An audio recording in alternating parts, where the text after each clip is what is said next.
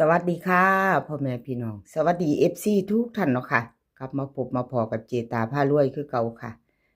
ในทางช่อง YouTube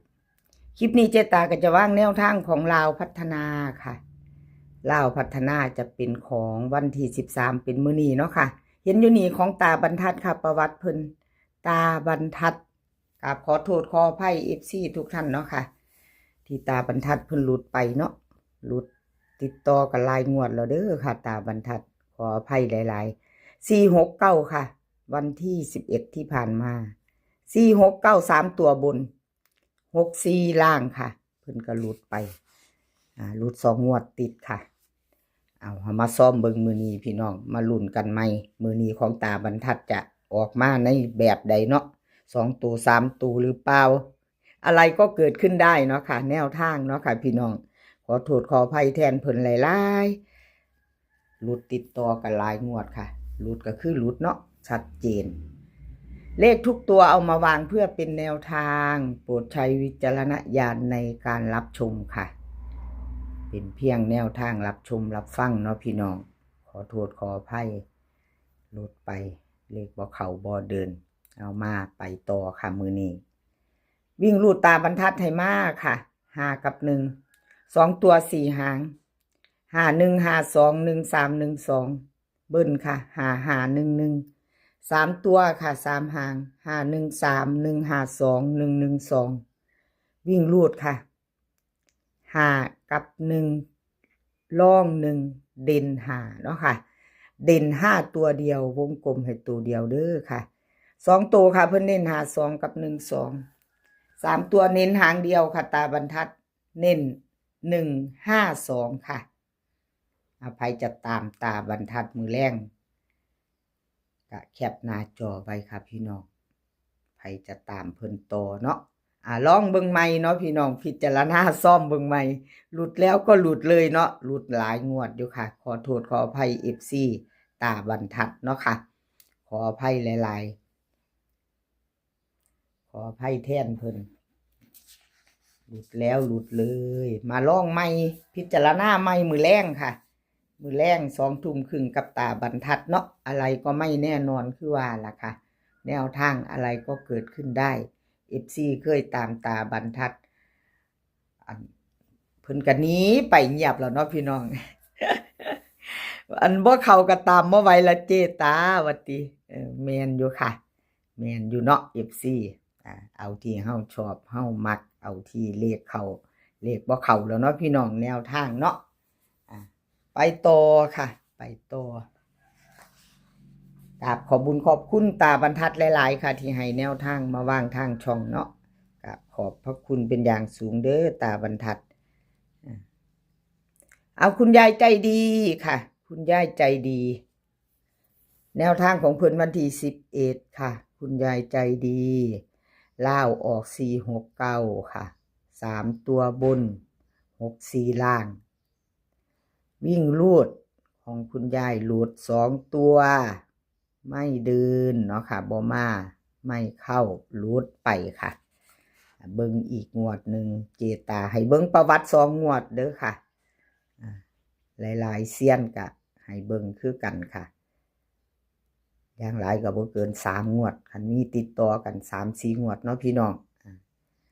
เข้าไป9วันที่9เนาะค่ะของคุณยายใจดี2งวดเจตาให้เบิ่งประวัติของเพิ่นเอามาตามต่อไปใหม่กราบขอบคุญขอบคุณคุณยายใจดีค่ะที่ให้แนวทางมาวางทางช่องของเจตาด้วยดีเสมอมาเนาะค่ะเพิ่นก็ให้เจตามาตลอดเนาะค่ะคุณยายใจดีเพิ่นก็มักแนวทางเดียวกันมักคำนวณเนาะพี่น้องบ่ว่าจะเข้าจะหลุดเพิ่นก็มาให้เจตาคือเก่าวางในช่องเอาคุณยายใจดีค่ะลาวพัฒนามื้อนี้เพิ่นให้มาวิ่งลูด9กับ2ค่ะ2ตัว4หาง91 92 24 25เบิ้ลค่ะ99 22 3ตัว3หาง924 925 991ค่ะวิ่งลูดเพิ่นเด่น2วงกลม2ตัวเดียวเด้อค่ะคุณยายใจดี FC คุณยายใจดีสายวิ่งสายหลุดวิ่งรูดตัวเดียวค่ะเพิ่นวงกลมให้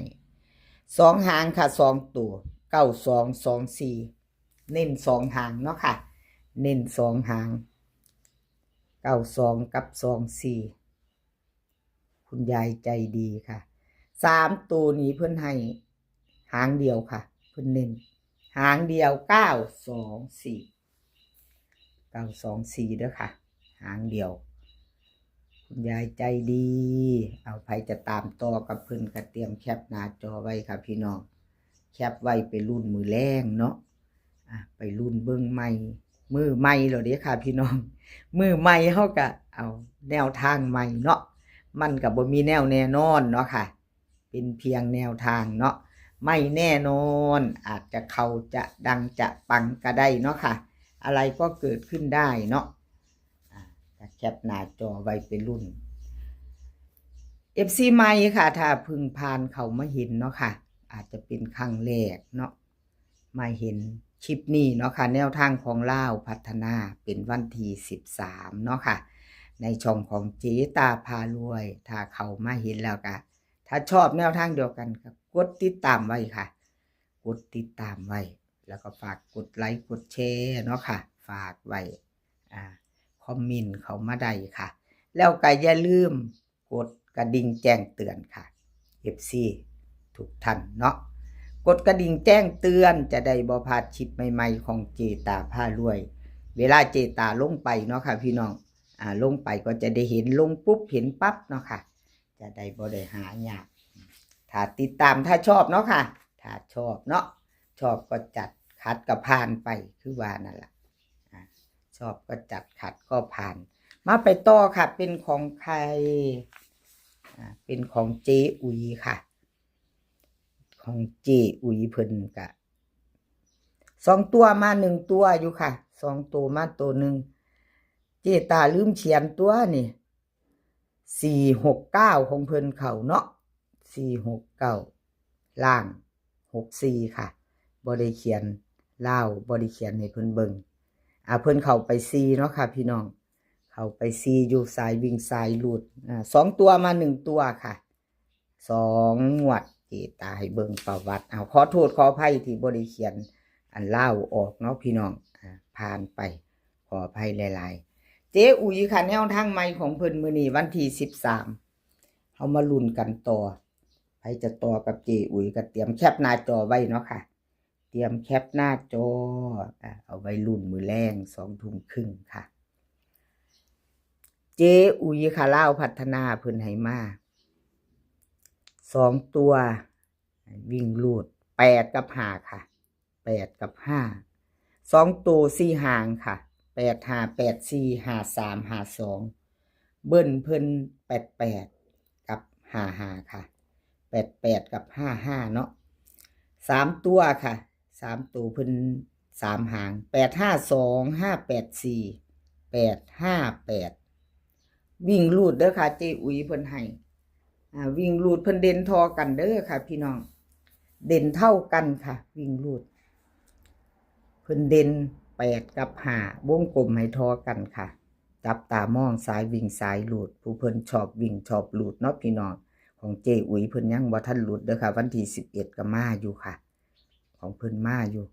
2 ตัวค่ะเพิ่นเน้นให้85กับ53ค่ะ85กับ53 3 ตัวเน้นหางเดียว858ค่ะวงกลมให้ตัวเดียวเด้อค่ะเจอุ๋ย3 ตัวงามอยู่เด้เนาะพี่น้องเอางามอีกแล้วบ่เจตาเจ้าแม่นค่ะเจตาก็สอบน้ำเพิ่นอยู่858นี่สอบอยู่ค่ะแล้วก็วันศุกร์เด้อพี่น้องวันศุกร์เลขเบิ้ลมาดีเนาะค่ะเลขเบิ้ลบ่มีแนวแน่นอนดอกเนาะพี่น้องเอาที่ความเฮาชอบเฮามักเนาะเจตาก็เว้าไปตามที่อันมักเนาะพี่น้องเว้าไปตามที่เจชอบเนาะแอดชอบเด้วัดติ55วัดติ85ค่ะเจอุ๋ยค่ะกับขอบคุญขอบคุณหลายๆเด้อค่ะเจอุ๋ยที่ให้แนวทางมาวางในช่องของเจตาด้วยดีเสมอมากค่ะ ไม่มีแนวทางก็ไม่มีช่องเนาะแนวทางนำโชคเนาะค่ะพี่น้องคลิปนี้ขอให้พี่น้องโชคดีกันทุกคนมือแรงขอให้มือนี้มีความสุขให้สุขภาพร่างกายแข็งแรงกันทุกคนค่ะเดินทางไปไสก็ขอให้ปลอดภัยเดินทางไปขอให้มีโชคกลับมาขอให้มีชัยคลิปหน้าพ่อกันใหม่ค่ะคลิปนี้ก็สวัสดีค่ะ